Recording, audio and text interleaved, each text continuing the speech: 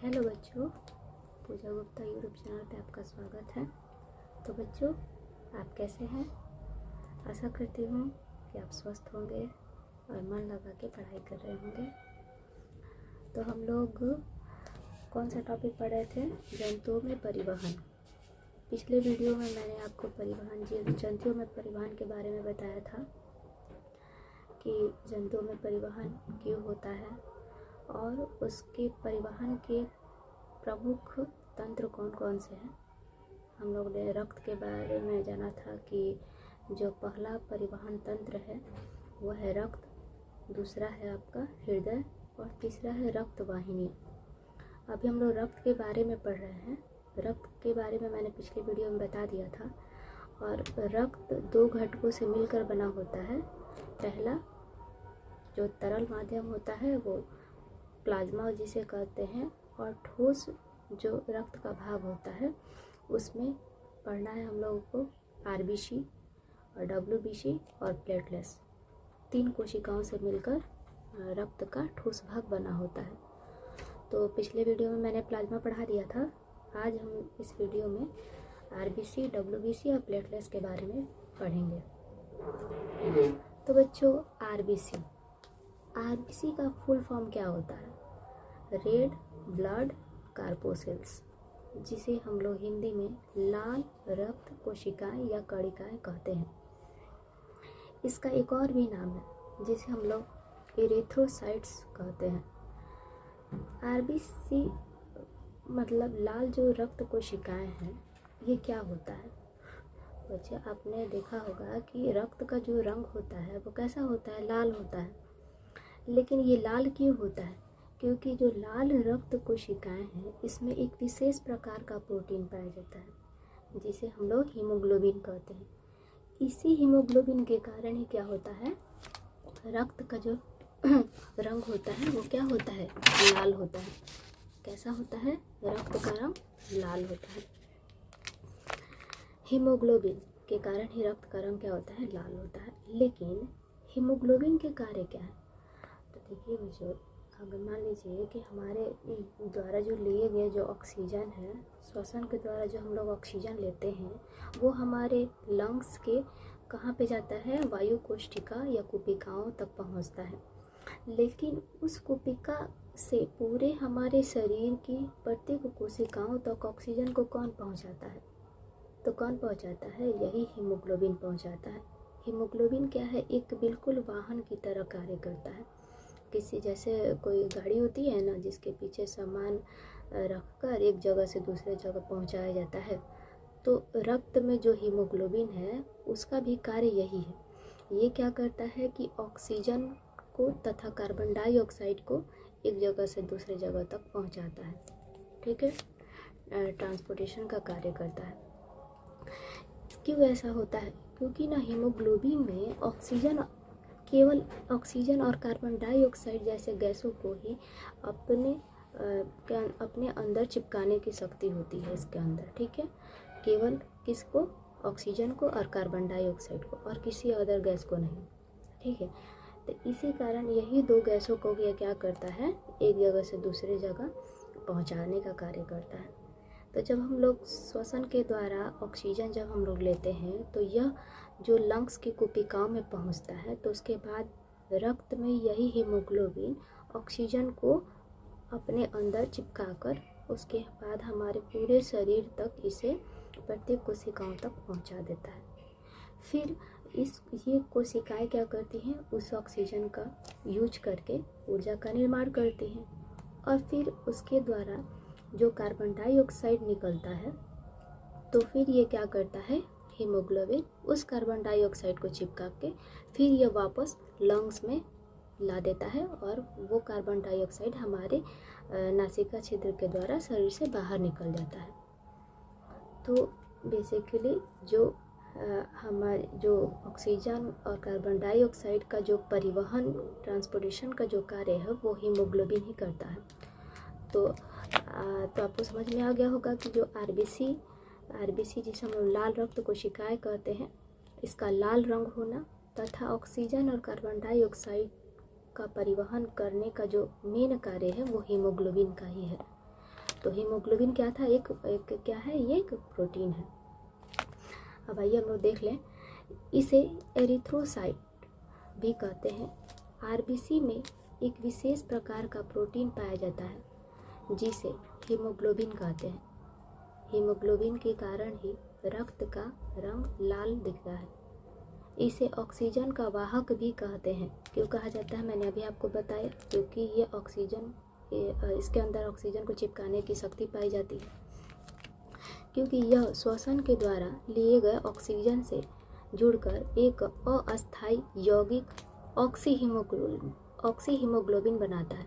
हाँ बच्चों, एक और बात ध्यान रखिएगा कि जब यह ऑक्सीजन को चिपकाता है तो उस समय यह ऑक्सी हीमोग्लोबिन के नाम से जाना जाता है, और उसके बाद ये पूरे शरीर तक ऑक्सीजन को पहुंचा देता है। उसके बाद जब यह कार्बन डाइऑक्साइड को चिपकाता है, उससे संयोग करता है, तो ये क्या बोलते हैं, कार्बोक्सी हीमोग्लोबिन के नाम से जाना जाता है। ठीक है, जब यह कार्बन डाइऑक्साइड से जुड़ता है तब। तो ये बात आप ध्यान रखिएगा, मैंने यहाँ पे कॉमा लगा दिया है, इसको ध्यान रखिएगा। जब यह ऑक्सीजन से जुड़ेगा तब यह ऑक्सी हीमोग्लोबिन के नाम से जाना जाएगा, और तथा इसी रूप में संपूर्ण शरीर में प्रवाहित होता है। इसके बाद बना कार्बन डाइऑक्साइड फिर हीमोग्लोबिन से जुड़कर एक अस्थायी यौगिक, जिसे हम लोग कहते हैं कार्बोक्सी हीमोग्लोबिन बनाता है, जो रक्त संचरण द्वारा फेफड़ों तक पहुंचाया जाता है, तथा फेफड़ा इस कार्बन डाइऑक्साइड को शरीर से बाहर निकाल देता है। तो आपको समझ में आ गया होगा कि ऑक्सी हीमोग्लोबिन कैसे बनाता है। जब ऑक्सीजन से जुड़ेगा हीमोग्लोबिन तो ऑक्सी हीमोग्लोबिन, और जब कार्बन डाइऑक्साइड से जुड़ेगा तो कार्बोक्सी हीमोग्लोबिन के नाम से यह पूरे रक्त में प्रवाहित होता है शरीर में। ठीक है, अब ध्यान दीजिएगा बच्चों कि जो ये आरबीसी का जो जीवन काल होता है ना, 120 दिन का होता है।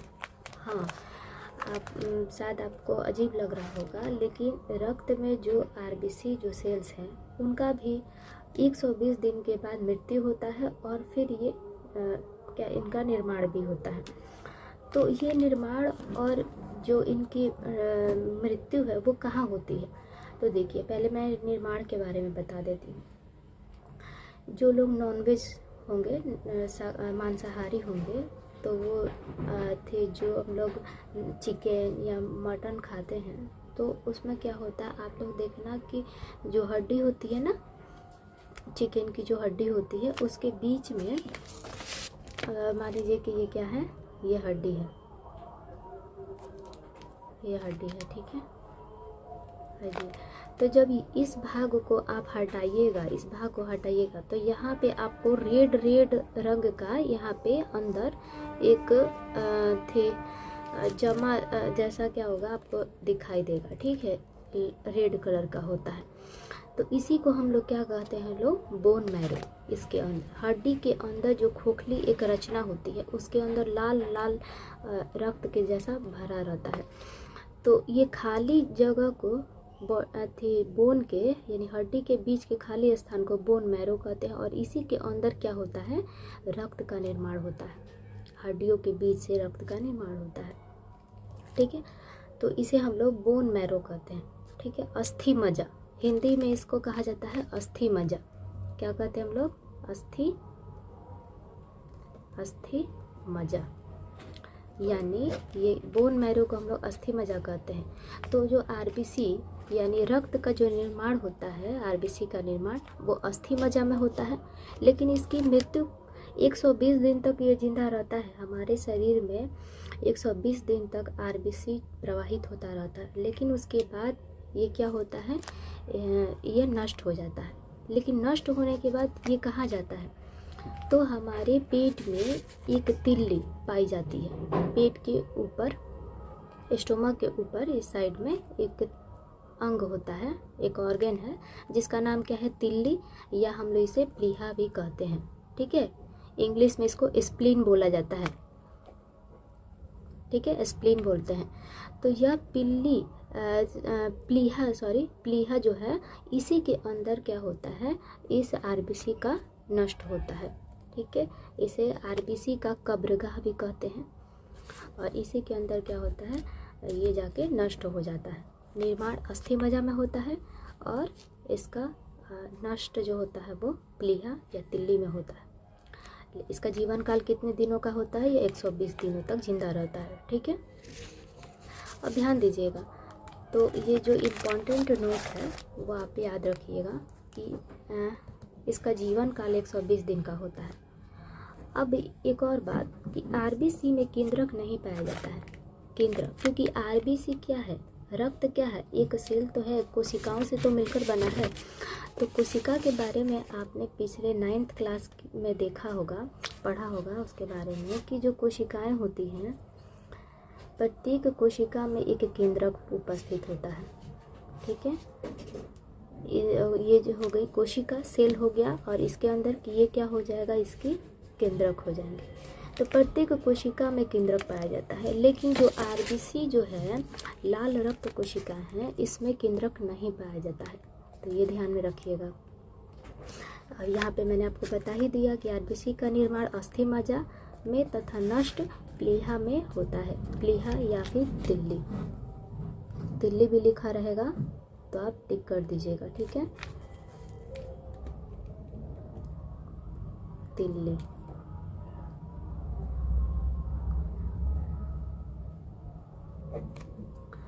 ठीक है, अब हम लोग जो दूसरा है ठोस भाग, वो क्या है, डब्ल्यूबीसी के बारे में जानेंगे। तो डब्ल्यूबीसी, इसका फुल फॉर्म क्या होता है, वाइट ब्लड कार्पोसेल्स, जिसे हम लोग श्वेत रक्त कोशिकाएं कहते हैं। श्वेत रक्त कोशिकाएं, श्वेत का मतलब क्या होता है, सफ़ेद, यानी इसका कोई कलर नहीं होगा, ये कलरलेस होता है। ठीक है, इसे, इसका जो दूसरा नाम है ल्यूकोसाइट्स, इसे ल्यूकोसाइट्स के नाम से भी जाना जाता है। यह रंगहीन होता है। लेकिन जो डब्ल्यूबीसी का जो कार्य होता है, ये रंगहीन क्यों होता है, मैंने आपको बता देते हैं कि जो रंगीन तो हीमोग्लोबिन के कारण होता है, लाल होता है, लेकिन हीमोग्लोबिन डब्ल्यूबीसी में नहीं पाया जाता है, इसी कारण यह रंगहीन होता है। अब इसका कार्य क्या है डब्ल्यूबीसी का, यह रोग प्रतिरोधक क्षमता को बढ़ाता है। ठीक है, जिसे हम लोग इम्यूनिटी पावर कहते हैं, इम्यूनिटी को बूस्ट करता है, जिससे हमें क्या होती है, संक्रमण नहीं होती है, कोई भी बीमारी नहीं होती है। तो बेसिकली ये क्या होता है, हमारा बीमारियों से रक्षा करता है। ठीक है, तो देखिए, इसे ल्यूकोसाइट्स भी कहा जाता है। यह रंगहीन होता है क्योंकि इसमें हीमोग्लोबिन जैसे वर्णक नहीं पाए जाते हैं, इसी कारण ये क्या होता है, यह रंगीन नहीं होता है। यह हमें संक्रमण यानी बीमारियों से बचाता है, इसे हम लोग रक्षण भी कहते हैं। अब डब्ल्यूबीसी का जो जीवन काल होता है ना, वो 4 दिन का होता है। इसकी भी मृत्यु और निर्माण होता है। इसकी मृत्यु अस्थि मज्जा में होती है, इसकी मृत्यु प्लीहा में होती है। जिस प्रकार आरबीसी की मृत्यु होती थी तिल्ली या प्लीहा में, उसी प्रकार डब्ल्यूबीसी की जो मृत्यु होती है वो भी प्लीहा में होती है। और इसका भी निर्माण कहाँ होता है, उसी जो हम लोग हड्डी अभी बताया आपको, इसे बोन मैरो यानी अस्थि मज्जा में होती है। ठीक है, लेकिन इसका जो जीवन काल है, क्योंकि इसका ज़्यादा जो रक्त में मेन काम किसका है, आरबीसी का ही है, लाल रक्त कोशिकाएं का ही है। तो इसीलिए इसका जो जीवन काल है 120 दिन तक ये जिंदा रहता है। लेकिन डब्ल्यूबीसी का थोड़ा कार्य का यहाँ पे क्या हो जाता है, कम हो जाता है, इसलिए इसका जो जीवन काल है केवल मात्र 4 दिन का ही होता है। ठीक है, और लेकिन एक बात और ध्यान रखिएगा कि इसमें केंद्रक उपस्थित होते हैं, इसमें केंद्रक पाया जाता है। तो यदि एग्ज़ाम में आपसे पूछ दिया जाए कि लाल रक्त कोशिकाएं और श्वेत रक्त कोशिकाओं में मुख्य अंतर बताइए, या इनके बीच में क्या अंतर है, तो आप ये दोनों लिख सकते हैं। इसका जीवन काल 4 दिन का होता है और इसका जीवन काल 120 दिन का होता है। और इसमें क्या पाया जाता है, इसमें केंद्रक उपस्थित नहीं होता है, जबकि इसमें केंद्रक उपस्थित होता है। और तीसरा क्या अंतर हो जाएगा कि यह लाल रंग का होता है और यह रक्तहीन होता है। क्यों होता है ये लाल रंग का? क्योंकि इसमें हीमोग्लोबिन पाया जाता है और इसमें हीमोग्लोबिन नहीं पाया जाता है। तो आप इसके अंतर भी आप लिख सकते हैं, ठीक है। तो आइए अब हम लोग अपना जो तीसरा जो है, जिसे क्या कहते हैं लोग, प्लेटलेट्स, ब्लड प्लेटलेट्स के बारे में जानेंगे। यह क्या होता है? यह रक्त का तीसरा पार्ट है, ठीक है, जो सॉलिड रूप में पाया जाता है।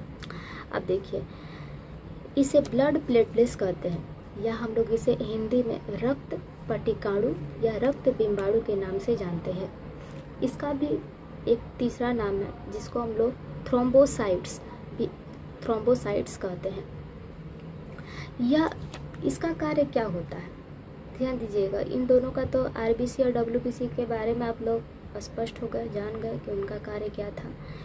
लेकिन जो ब्लड प्लेटलेट्स होता है, इसका कार्य क्या होता है? यह रक्त को जमने में मदद करता है। हाँ, यह रक्त का क्या बनाता है? थक्का बनाता है। रक्त के थक्का के बारे में मैंने आपको एक और बात बताई थी, पिछले वीडियो में मैंने आपको बताया होगा कि रक्त का थक्का कौन बनाता है। कुछ याद आ रहा है? जी हाँ, प्लाज्मा में उपस्थित प्रोटीन थे। कौन कौन से थे प्रोटीन? फाइब्रिनोजेन, प्रोथ्रोम्बिन और एक हिपैरिन। ये तीन कौन थे? प्रोटीन थे जो प्लाज्मा में पाए जाते थे। और इन तीनों का कार्य क्या था? रक्त का थक्का बनाना। लेकिन इसमें से दो शरीर के बाहर रक्त का थक्का बनाने में मदद करते थे, और जो एक था हिपैरिन, वो शरीर के अंदर ब्लड क्लॉटिंग यानी रक्त के थक्का बनने से रोकता था, बचाता था। तो रक्त उसी प्रकार कम हो जाए तो क्या होता है? डेंगू नामक बीमारी हो जाती है। और डेंगू की बीमारी में प्लेटलेट्स गिरने लगता है, ठीक है, जिससे इंसान की मृत्यु हो जाती है, ठीक है। तो ये क्या था? रक्त का थक्का बनाने में मदद करता था। देखिए, एक और तंत्र है हमारे शरीर के अंदर जिसे हम लोग लसिका तंत्र कहते हैं, लिम्फेटिक सिस्टम। ये आपके बुक में दिया होगा, देख लीजिएगा। लसिका तंत्र, यह क्या होता है? यह भी एक उच्च श्रेणी के जंतुओं में पाया जाता है। शरीर में बहुत सारी लसिका ग्रंथि है, उसी से लसिका नामक एक तरल गाढ़ा पदार्थ निकलता है जिसे हम लोग लसिका कहते हैं। ये लसिका क्या होता है? ये भी रंगहीन होता है, ये बिल्कुल प्लाज्मा की तरह होता है, ठीक है, लेकिन ये क्या होता है? रंगहीन होता है। इसका कार्य क्या है? इसका जो कार्य है ना, यह शरीर को संक्रमण से बचाता है, ठीक है, ये भी संक्रमण से बचाता है। तथा शरीर में मान लीजिए कि बहुत ज़्यादा पानी की मात्रा यदि हमारे शरीर में हो जाती है तो ये क्या करता है? लसिका उसे अवशोषित कर लेता है, ठीक है, और हमारे शरीर को संक्रमण से भी बचाता है, इम्यूनिटी पावर बनाता है।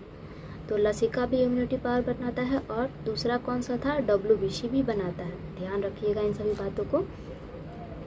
इसका जो प्रवाह होता है हमारे शरीर में, वो केवल ऊपर की दिशा में होता है, ठीक है, ये ऊपर की दिशा में होता है, नीचे की दिशा में नहीं होता है, ठीक है। यानी हमारे हमारे पैर से ये सर की दिशा में इसका प्रवाह होता है।